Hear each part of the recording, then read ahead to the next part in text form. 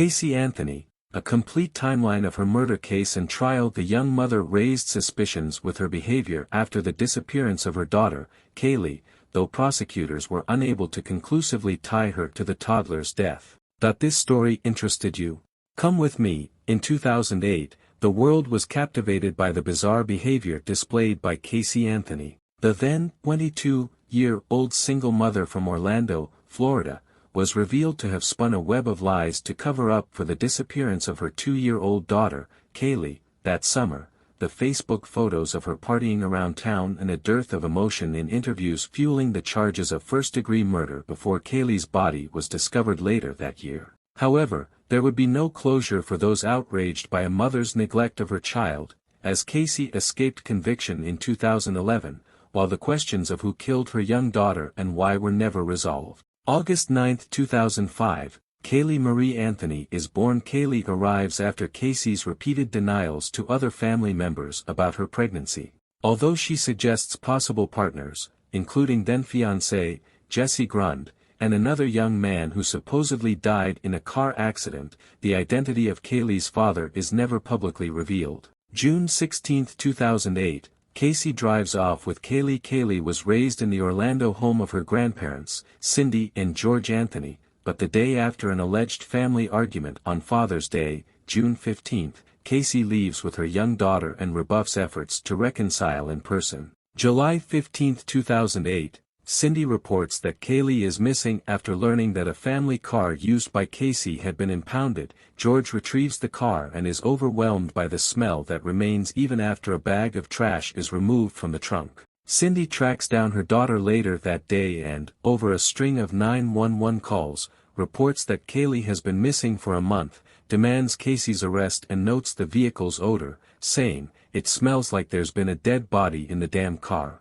July 16, 2008, Casey is arrested. Casey leads investigators on a pair of wild goose chases, first to the uninhabited apartment of a nanny named Zenaida Fernandez Gonzalez, who allegedly ran off with Kaylee on June 9, and then to Universal Studios, where Casey pretended to have a job. She is arrested and charged with child neglect, lying to investigators and interfering with a criminal investigation. July 22, 2008, Casey is declared a person of interest at a bond hearing. The hearing introduces evidence that a cadaver dog had zeroed in on the odor of human decomposition in the car trunk in the Anthony's backyard, as well as Cindy's admission that they had all seen Kaylee after June 9.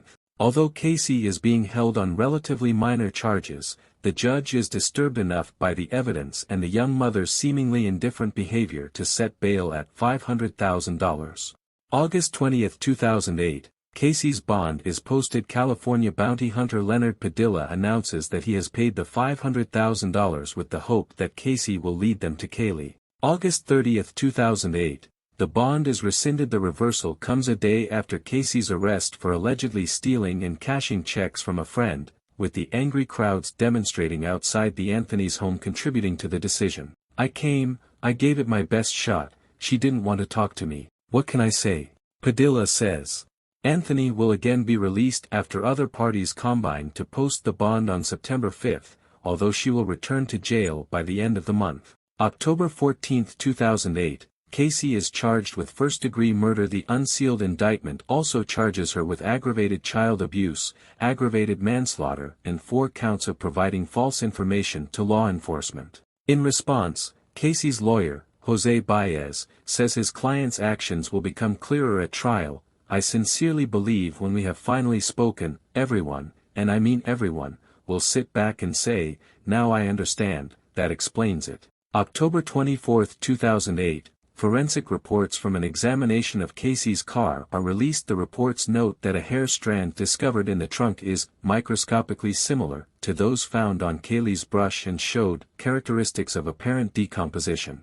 Additionally, an air sample from the trunk is found to contain chemical compounds consistent with human decomposition. December 11, 2008, the skeletal remains of a young girl are discovered. The bones are found in a bag in a wooded area less than a half-mile from the Anthony's home by utility worker Ray Kronk. It is later revealed that Kronk had sought to convince police to search the area back in the summer. December 20, 2008, The remains are confirmed to be those of Kaylee. The Orange County Chief Medical Examiner reports that the bones showed no evidence of trauma and that Kaylee's death is being ruled a homicide of undetermined means. Although the skull is found with duct tape around the nose, mouth, and jaw, the advanced state of decomposition ultimately prevents investigators from pinpointing an exact cause and date of death. January 23, 2009. George is taken into custody after a suicide attempt. George is reported to be despondent and possibly under the influence of medication and alcohol when he is located at a hotel in Daytona Beach, Florida, along with a 5-page suicide note. April 13, 2009, prosecutors announced their intention to pursue the death penalty. Although earlier court papers indicated that the death penalty would not be in play, the new notice of intent cites sufficient aggravating circumstances to justify its imposition. May 24, 2011, the trial commences with the defense's bombshell claims. The trial begins with the prosecution's opening salvo of Casey being a party girl with no use for a young daughter, as evidenced by the months spent shopping and drinking during Kaylee's absence.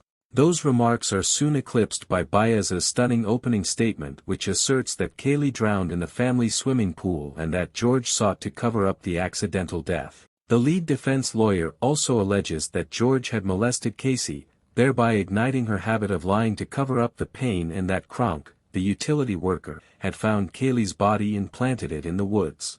Taking the stand as the first witness, George denies that he ever molested his daughter or knew anything about Kaylee's drowning.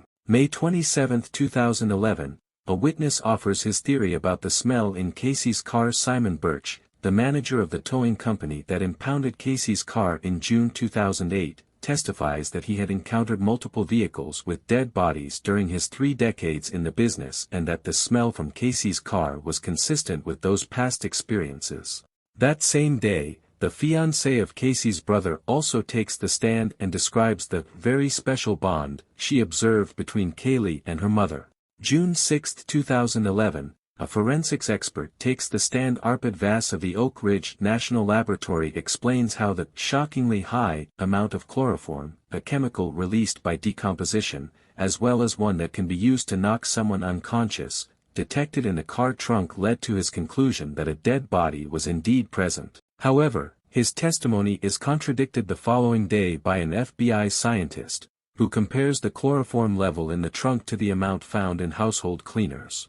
June 8, 2011, the jury ponders the relevance of search engines. A software designer testifies that someone had searched for chloroform a whopping 84 times and also looked up such terms as head injuries, ruptured spleen, chest trauma, and internal bleeding on the Anthony's home computer in March 2008, during the regular work hours of George and Cindy. The designer later reports an error in his detecting software and determines that the user visited a site related to chloroform only once. June 23, 2011, Cindy refutes previous testimony in a crucial day for the defense. Cindy claims that she was the one who researched chloroform on her computer.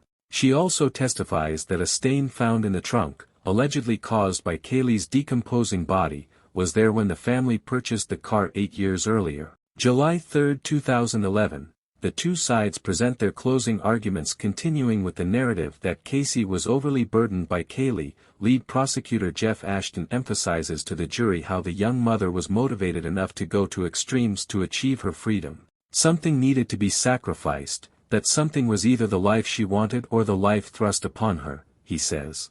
She chose to sacrifice her child. While forbidden from revisiting the unsupported molestation claims, Baez nevertheless delivers an effective closing argument by pointing out the lack of evidence that could definitively place Kaylee's body in the car trunk or tie Casey to her daughter's death. July 5, 2011, Casey is found not guilty of murder after almost 6 weeks of testimony and 400 pieces of evidence presented in court. The jury of 7 women and 5 men takes less than 11 hours to reach a verdict of not guilty. July 7, 2011, Casey is sentenced to time already served. Casey receives a 4-year sentence and a $4,000 fine for the 4 counts of lying to police, but the prison time is cancelled out by the near 3 years already spent behind bars and credit for good behavior. July 17, 2011, Casey is released from jail. Casey exits the Orange County Jail shortly after midnight, passing the approximately 100 protesters who showed up to demand justice for Kaylee. It is my hope that Casey Anthony can receive the counseling and treatment she needs to move forward with the rest of her life, her lawyer says in a statement. We are producing videos on Tuesdays and Thursdays here on the channel. If you liked it, don't forget to leave your like and activate the notification bell to stay on top of all the news. I'll wait for you in the next video. But before leaving the channel, let me tell you, just one more story. I'll leave it at the end for you to click and watch.